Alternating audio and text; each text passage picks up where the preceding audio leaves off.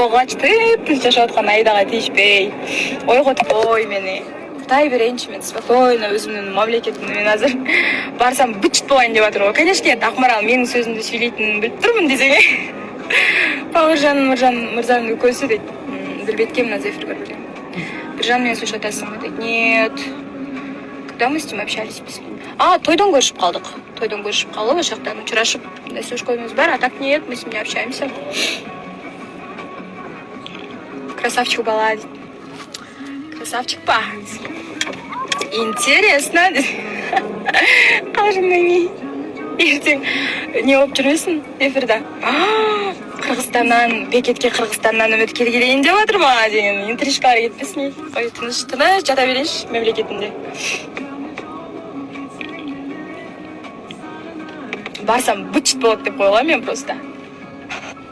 Потому что тыныч жаткан Айдан ойготпой тургула. Азаматсың Акмарал дейт.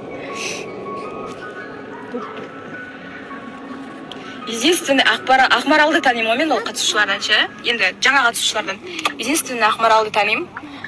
Калгандарын эч ким тааныйм. Айнуурлар ғой, уже они старый.